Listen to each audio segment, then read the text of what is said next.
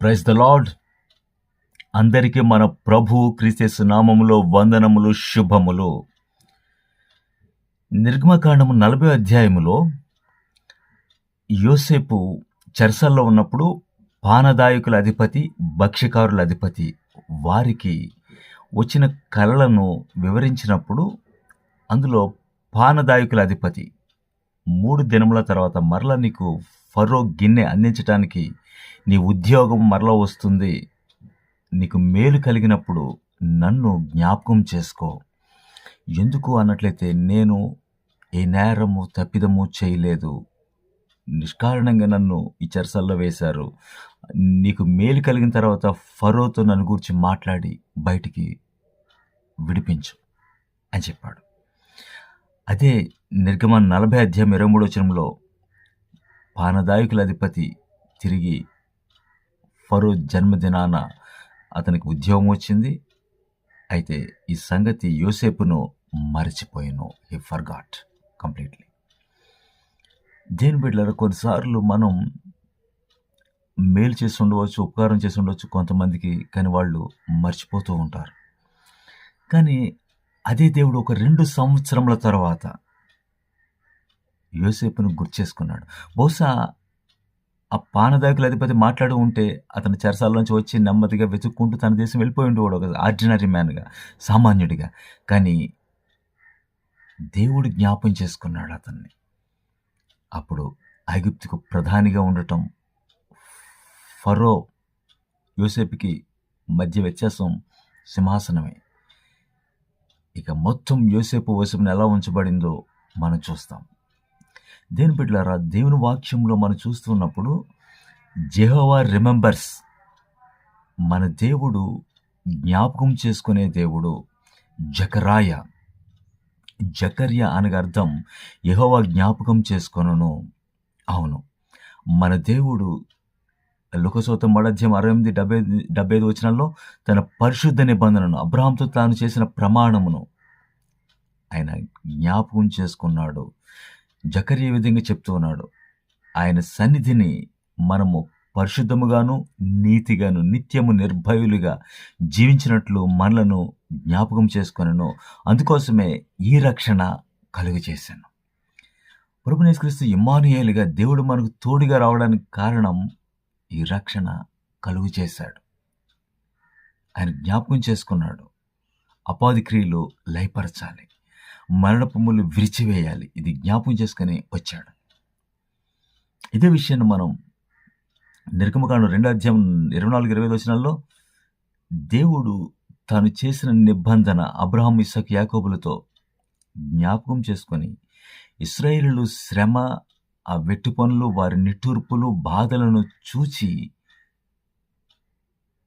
జ్ఞాపకము చేసుకొనేను, వారి యందు లక్ష్యం ఉంచెను, ఇశ్రాయేలులను చూచాను. తర్వాత మనకు తెలుసు ఏం జరిగింది.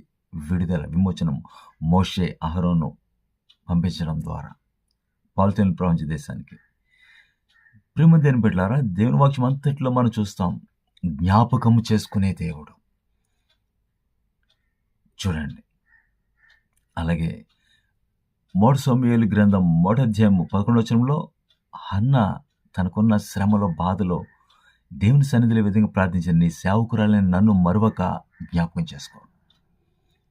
ఆ తర్వాత మనం చూస్తే అదే 1 అధ్యాయం సమూయేలు 19 వచనంలో యెహోవా ఆమెను జ్ఞాపకం చేసుకొనెను.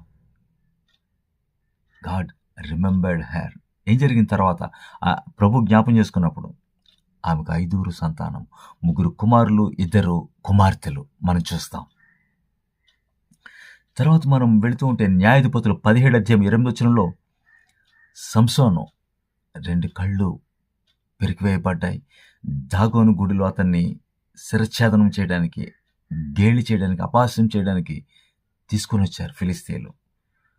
అప్పుడు సంసోను కన్నీరు విడుస్తూ ఈ విధంగా మొరపెట్టాడు, దేవా దయచేసి ఈ ఒక్కసారి నన్ను జ్ఞాపకం చేసుకో, నాకు జరిగిన ఈ అవమానము, నింద, బాధ, శ్రమకు ప్రతీకారంగా ఒకసారి నేను దండిస్తాను అని తన జీవిత కాలములో చంపిన దానికంటే ఆ ఒక్కరోజు ఎక్కువ మంది ఫిలిస్తీన్లు సర్దారులను ఆ గుడి నిండా నిండిపోయింది. వేల మందిని హతం చేశాడు. దేవుడు జ్ఞాపకం చేసుకుంటే చూడండి, ఇదే విషయాన్ని కొర్నేలి ద్వారా కూడా మనం చూస్తాం. అపోస్తలుల కార్యం 10:4 కొర్నేలి దేవుడు తన దూతను పంపించి జ్ఞాపకార్థంగా నీ ప్రార్థనలు, ధర్మకార్యములు దేవుని వద్దకు చేరాయి. జ్ఞాపకార్థముగా ఆయన గుర్తు చేసుకుంటున్నాడు, జ్ఞాపకం చేసుకున్నాడు. ఏం జరిగింది? ఆ ఇంటికి అపోస్తలుడు పేతురు వచ్చాడు, రక్షణ వచ్చింది, పరిశుద్ధాత్మ కుమ్మరించబడింది. ప్రేమ దేని బిడ్డలారా, ఈ విషయాన్ని మనం చూస్తున్నప్పుడు కీర్తన 136:23 మనము దీన దశలో ఉన్నప్పుడు ఆయన మనలను జ్ఞాపకం చేసుకున్నాను. కాబట్టి వింటూ ఉన్నప్పుడు దేవుడు నీతో ఇప్పుడు మాట్లాడుతూ ఉన్నది, దేవుడు నిన్ను జ్ఞాపకం చేసుకుంటున్నాడు. నీ ఇరుకు, ఇబ్బంది, సమస్య, అనారోగ్యము, ఆర్థిక ఇబ్బందులు, నిన్ను, నీ గుడారమును విశాలం చేయబోతున్నాడు, నీ తాళ్ళు పొడుగు చేయబోతున్నాడు. మునుపటి కంటే అధికమైన మేలు 24 ఈ ముగింపు డిసెంబర్ లోపల నీకు దేవుడు చేసే ఒక గొప్ప మేలు, ఉపకారం, అద్భుతం ఒకసారి జ్ఞాపకం చేసుకో. కొన్నిసార్లు మనమే మర్చిపోతూ ఉంటాం. నిజానికి ఇర్మీయా ప్రవక్త చెప్తుంటాడు 2వ అధ్యాయంలో, కన్యక తన ఆభరణములు మరచునా? కన్యక ఎక్కడైనా ఆభరణాలు మరుస్తుందా? పెళ్లి కుమార్తె వడ్డాణం మరుస్తుందా?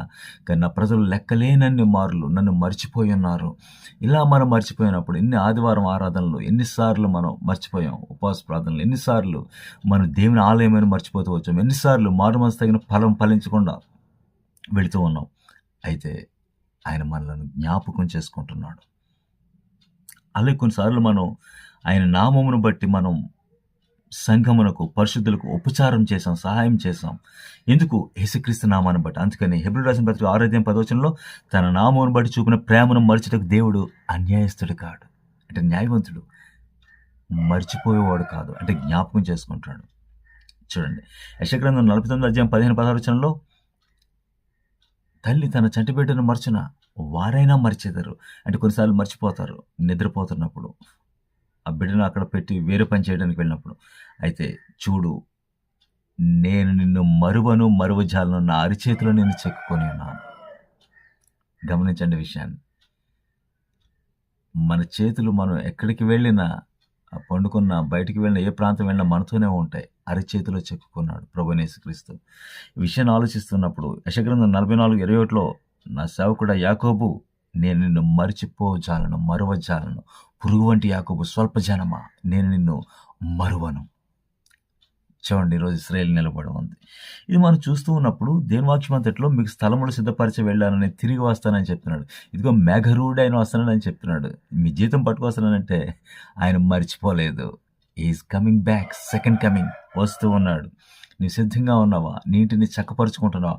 Put your house in order, సిద్ధపరచుకో. నీ ఇంటిలో, నీ బిడ్డలో రక్షణ పొందారా? అయితే మర్చిపోకుండా దేవుని ఆలయంగా సమాధాన బలులు, అలాగే పరిశుద్ధ అలంకరణతో ఆరాధనలో, వర్షిప్లో, అలాగే యుద్ధ భూమిలో మనం ఉన్న శత్రువు ఎవరు? నీ శత్రువు రికగ్నైజ్ యువర్ ఎనిమీ, అపవాది సాతాను. వాడితో మనం యుద్ధం చేస్తున్నప్పుడు సర్వాంగ కవచం మర్చిపోకుండా, విశ్వాసాన్ని, మనము ఢాలును, వీటన్నిటిని ఎత్తుపట్టుకుని వెళ్ళాలి. ఈ కడవరి దినాలను మనం చూస్తున్నప్పుడు మిడిల్ ఈస్ట్లో ఇజ్రాయెల్ అలాగే హెజ్బుల్లా, లెబనాన్ మధ్య కొంచెం సీజ్ ఫైర్ డీల్ ఏర్పడింది యునైటెడ్ స్టేట్స్, ఫ్రాన్స్ ద్వారా. ఒక 2 నెలలు సీజ్ ఫైర్ కొంచెం రావాలని, కాల్పుల విరమణ. ఇది కొంచెం ఎలా ఉంటే రష్యా, యుక్రెయిన్ మధ్య బలిస్టిక్ పెద్ద క్షిపణులతో యుద్ధం జరుగుతూ ఉంది. ఇది న్యూక్స్కి దారి తీయటానికి, అణుయుద్ధానికి. దేని బిడ్డలారా, ఇది వింటూ ఉన్నప్పుడు నీకు తిరిగి జన్మించావా? రక్షణలో ఎదుగుతున్నావా? అయితే రక్షణ పాత్రను ఎత్తుకుని నీవు కీర్తన 116:13 ఆయన చేసిన ఉపకారంలో దేనిని మరొకమని చెప్పినవాడు 103 కీర్తనలో రక్షణ పాత్రను పుచ్చుకుంటే అందులో ఏమున్నాయి? నీ పాపములు క్షమించబడ్డాయి, నిత్య జీవము. నీ కొరకేమున్నాయి?